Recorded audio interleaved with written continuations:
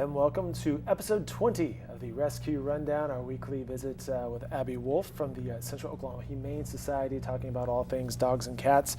Special guest today, Amy Bender. Thanks for stopping by this morning. Thank you. Today's topic is fostering dogs and cats, why that's important, how that helps, and foster parent, the Hugh mom, if you will, extraordinaire, sitting next to us. We'll get to Amy in just a second. Abby, how are you? Pretty good. We made it to episode 20. 20 shows strong now. Man. And who's our guest today? This is Peanut. Peanut is a 1-year-old terrier mix, and he is just a mannerly little boy. Look at that. Yes. All things report that he is a gentleman both at the house and in public. So. Well, and he's also from a foster situation, is that correct? He is, yeah. He's in a foster home right now, and the reason why we know so much about him is because his foster parents have really paid close attention to his personality and reported to us that he loves dogs and kids and crates, and he's potty trained, so he's just the ultimate package. And available for adoption. And available for adoption today at the Adoption Center, 7500 Northwestern. There you have it. So let's back up and talk about fostering. What is fostering? Fostering is a process to save animals, basically. So we are only able to pull in animals from the shelter where they might be euthanized for space reasons because we have a foster waiting for them to be brought into their home. It's a 2 to 3 week basically process. It's not an extensive thing. Sometimes it can if they have some medical issues, but normally it's about 2 to 3 weeks. And yeah, you save 2 lives, basically the one that you're pulling into your home and the one that's taking its spot in the shelter. So why not dedicate a couple of weeks? You touched on that a little bit, but let's dive in a little bit deeper about why fostering is important as Peanut dives under the couch. Peanut found a peanut or something. I wouldn't surprise me. There's probably a poinsettia leaf under there. Fostering is important because, you know, we wouldn't be able to save animals without fosters ready to go. So we are waiting on a foster basically on one end before we can actually save an animal's life on the other. So fosters, not only do they save a life, but they also tell us about the animal. They help market the animal for adoption. For example, we would not know that this little guy has all these manners and these great qualities without his foster family being able to tell us that. Because you mentioned when you first encounter Peanut, he has a little bit more energy. You don't really see the gentleman decorum. Yeah, he usually wants to jump on your legs and kind of get some attention because he's so excited to meet new people.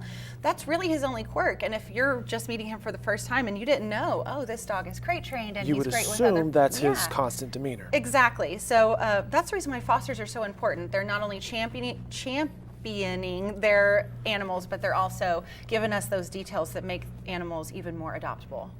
Well, Amy, let's bring you in at this point. What got you into fostering? I've always loved, cats and dogs, and sure.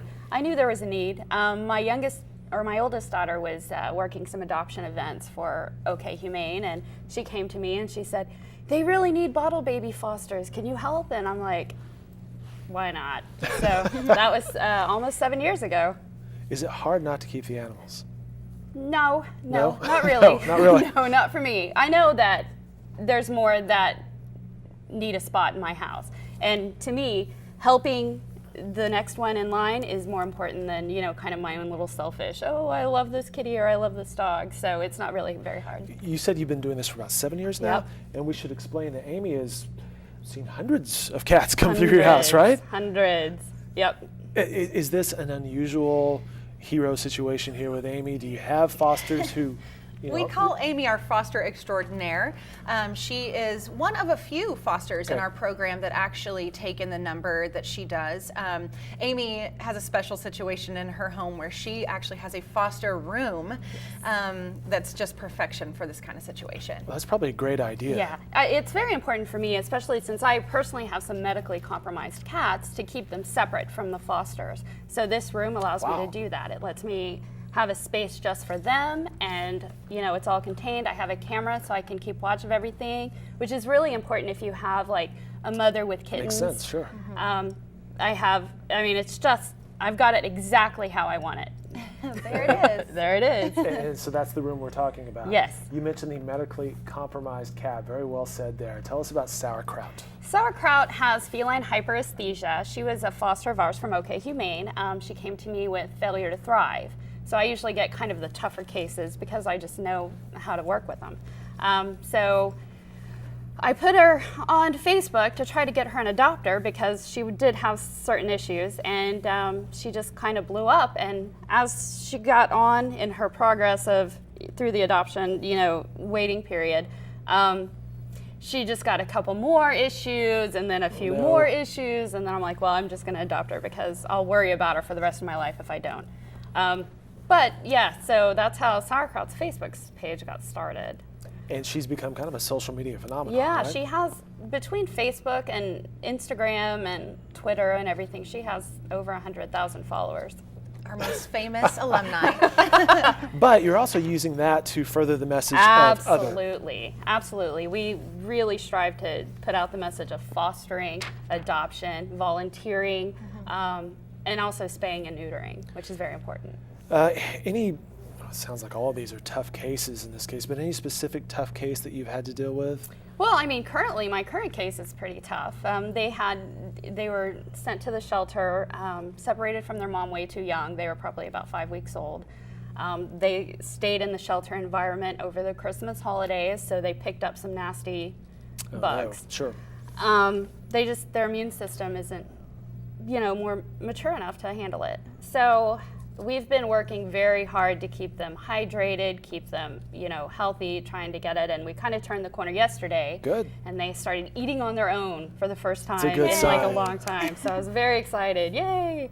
That's awesome. And they're not all this kind of No. case. I usually get the hard ones. There's a lot of easy ones out there. We range from anywhere for a couple of nights to a couple of months in fostering, and you can kind of pick which one fits your family the best. Yes. So you could take the tougher cases, or you could take a really easy puppy just for a couple of nights. Amy, any advice? Someone who's watching this segment or just thinks, hey, I have the extra time. I love animals. I should get involved in this. Any advice?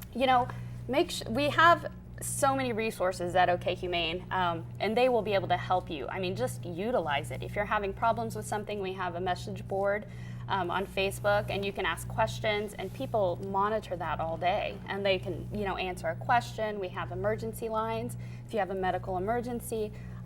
So, I mean, you have all the resources. I mean, all you need is to donate a little bit of time and love, and that's it. And the big question, how does one get involved in the foster program? Well, the foster program starts with an application. We just want to get to know you a little bit. So you go to okhumane.org/foster to get started. All the questions you could possibly have on that question or that page are answered. And we would just love to chat with you. Even if you just have more questions, our staff is ready and willing to talk about it. Good stuff. All right, Peanut, good job. It's keeping your feet warm right now. Pretty good dog. Well, Amy, you're doing a fantastic service for Thank those you. cats, and you also do dogs as well, right? Well, I have personal dogs, You and have I some help dogs. with dogs at the clinic. We volunteer at the clinic on Sundays. But I don't foster dogs because one of my dogs is not very new puppy friendly at all. You got to know the limits, right? Yeah. That's right. Know your situation and Exactly. what works for you. Very nice. Well, Amy, great to meet you. It was nice to meet you. Thank you for your time. And Abby, always good to see you as well. Good to see you as well. Thanks for having us. Absolutely. We'll be back next Wednesday in another edition of the Rescue Rundown.